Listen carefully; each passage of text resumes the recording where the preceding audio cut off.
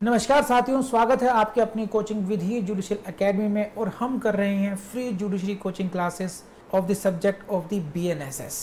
और ये हम इस क्लास में हम लोग सीखेंगे section number 392 CrPC which has now become section 433 of the BNSS. Absolutely no change, same section है, same wording, same section, same तरीके है सब कुछ। आपको केवल सेक्शन का एडजस्टमेंट करना है। Now let's start the class. So let's start with section 392. This is what? Procedure where judges of court of appeal are equally divided. So please mind it, this is not any power of the court. 391 was dealing with the power, 390 was dealing with the power, 389 dealing with the powers of the court, 386 deals with the powers of the appellate court. But this section 392 deals with the procedure. This is not dealing with the any power.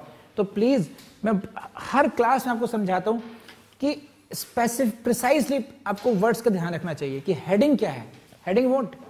Procedure where जजेस of court of appeal are equally divided. चलिए पढ़ते हैं क्या है। When an appeal, this is very important for your prelims, hardly important for your mains, very important for your prelims. लिख लिया कीजिए जब मैं बताता हूं तो इस तरीके से। When an appeal under this chapter is heard by high court before a bench of judges and they are divided in opinion. तो ये कहां अप्लाई होगा? कौन सी court? This section is dealing with the high court. सही है? Got it और not? High court में कैसे? बेंच ऑफ जजेस, डबल बेंच। ओके, बेंच के अंदर समझते हैं? बेंच ऑफ जजेस, एक होता है सिंगल बेंच, यानी कि एक ही जज की सुनवाई कर रहे हैं। अब यहां पर क्या बेंच ऑफ जजेस की दो भी हो सकते हैं, दो से अधिक चार हों। इस केस में they are divided in opinion, और वो उनकी ओपिनियन डिवाइडेड है कि इसमें क्या होना चाहिए, इसको एक्यूज को छोड़ा जाए या इसको कन्विक्शन किया जाए। Their opinion is divided now. किसकी? कौन सी कोर्ट है? High court. तो हाईलाइट कीजिए और लिखिए P for prelims. When appeal under this chapter is heard by high court before a bench of जजेस and they are divided in opinion. मैंने अलग अलग दिखाया आपको सो दैट आप इसको इस तरह नोट कर पाए इसको। The appeal with their opinions shall be laid before another जज ऑफ दैट कोर्ट। ऐसे केस में उस अपील को with their opinion shall be laid before another जज ऑफ दैट कोर्ट, उसी कोर्ट के किसी अन्य न्यायालय के सामने उसको प्रस्तुत किया जाना चाहिए। किसको? अपील विद देयर ओपिनियंस, कि ये अपील है और ये हमारी ओपिनियन है। इधर 50% जजेस की ओपिनियन ये है, 50% की ओपिनियन की जजेस की ओपिनियन ये है। तो डिवाइडेड जो ओपिनियन है वो भी उसके सामने प्रस्तुत कर दी जानी चाहिए, किसी थर्ड जज के सामने। अब अन्य जज, अनदर जज हो गया।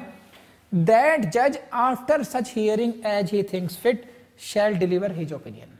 नाउ दैट जज will also deliver his opinion, कि मेरी इसमें ओपिनियन क्या है।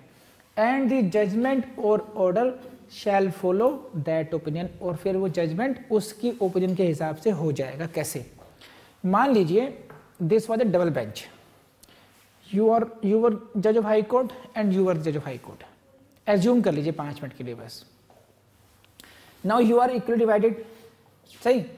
अब इस केस को अब थर्ड जज को भेज दिया गया, मान लीजिए उनको भेज दिया गया, मैडम को। अब ये जिसके, या तो इनके फेवर की ओपिनियन देंगे या इनकी फेवर। मान लीजिए उन्होंने आपके फेवर की ओपिनियन दी, तो it means now you are in majority, है कि नहीं है? तो फिर वो जो उसका जजमेंट होगा या ऑर्डर होगा, मैडम की जो ओपिनियन होगी वो आपसे मैच कर गई, उसके हिसाब से हो जाएगा। सिंपल, कुछ समझाने वाली बात नहीं है इसमें, केवल प्रोसीजर की वाली बात है कि इक्वली डिवाइडेड होंगे तब क्या होगा। और इसमें आपको नंबर याद रखना है, नंबर ऑफ सेक्शन, कौन सा सेक्शन किस प्रोसेस से डील कर रहे हैं, कब कौन सी सिचुएशन को डील कर रहे हैं। इस तरीके का क्वेश्चन आया हुआ है। देखिए, under CrPC which of the following is correctly matched. तो प्रोसीजर वेयर जजेस of court of appeal are equally divided, section 392। समझे? ऐसे 394, 396, 391 कर दिया, और ये रोंगली मैच्ड है, वो करेक्टली मैच्ड है। आंसर आपका ये हो गया। तो क्वेश्चन कहां से बना? ये क्वेश्चन बना आपकी हेडिंग ऑफ द सेक्शन से। ठीक है। नेक्स्ट प्रोविजो क्या कहता है इसका?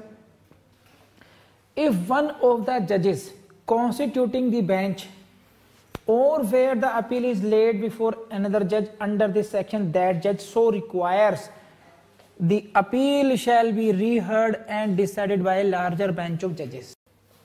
इसको आप इस तरह समझिए, या तो वन ऑफ द जजेस कॉन्स्टिट्यूटिंग द बेंच, इस उदाहरण में इन ये साहब एक जज या जिस अन्य जज को भेजा गया बाद में वो जज, अगर वो ये चाहते हैं, इफ सो रिक्वायर्स, क्या, the appeal shall be reheard and decided, कि इस अपील को दोबारा सुना जाए और डिसाइड किया जाए किसके द्वारा, बाय लार्जर बेंच, तब फिर वैसा होगा।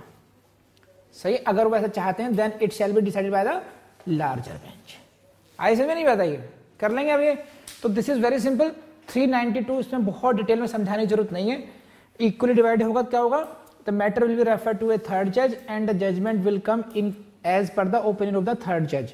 और सेकंड बात क्या बताइए कि कब लार्जर बेंच को सौंपा जा सकता है मामला। तो दो तरीके हैं लार्जर बेंच को सौंपने के लिए, या तो पहले की बेंच से एक जज, वन ऑफ द जजेस कहे कि नहीं इसको लार्जर बेंच पे भेजिए आप, या जो थर्ड जज है जिसको ओपिनियन डिवाइडेड ओपिनियंस आने के बाद में मैटर भेजा गया, अगर वो कह दें कि लार्जर बेंच में भेजो तब आप भेजेंगे लार्जर बेंच में। तो दो तरीके से लार्जर बेंच में ये मैटर जाएगा और वहां पर रिट्रायल रीहर्ड हो सकता है अपील। ये तो दिस इज 392 हो जाएगा, ठीक है जी। Friends, I believe you liked that lecture, you learned a lot from this lecture, and you must have noted down, you must have highlighted your Barrett as suggested by me in this lecture, right? And now for the notes, you can explore our website vidhijudicial.com and our app, उसको explore जरूर करेंगे आप लोग। और ये मत समझिएगा कि आपको अगर हम यहाँ पे फ्री कोचिंग प्रोवाइड कर रहे हैं तो आपको यहाँ पर हम कोई कमी छोड़ रहे हैं। We are giving you 100% whatever is needed for you. Always believe that, बस जो कराया गया है उसको आप लोग अच्छे तरीके से कर लीजिए, बस ये उसके बियॉन्ड नहीं करना। इसकी प्रैक्टिस इतनी अच्छी कर लीजिए कि यहाँ से क्वेश्चन नहीं छूटना चाहिए, फिर आप जलवा देखना एग्जाम में अपना। और उससे पहले देखना चाहते हैं तो प्रीवियस ईयर से क्वेश्चन पेपर्स को सॉल्व करके देखिए, आपको आइडिया लग जाएगा कि विजेंद्र वर्मा सर ने आपको क्या पढ़ाया हुआ है। कर लेंगे आप लोग, तो ठीक है। इस वीडियो को लाइक कीजिए, कमेंट कीजिए और हमारे चैनल को सब्सक्राइब जरूर कीजिएगा और अपने दोस्तों से भी इस चैनल के बारे में ज़रूर शेयर करें। Thank you very much.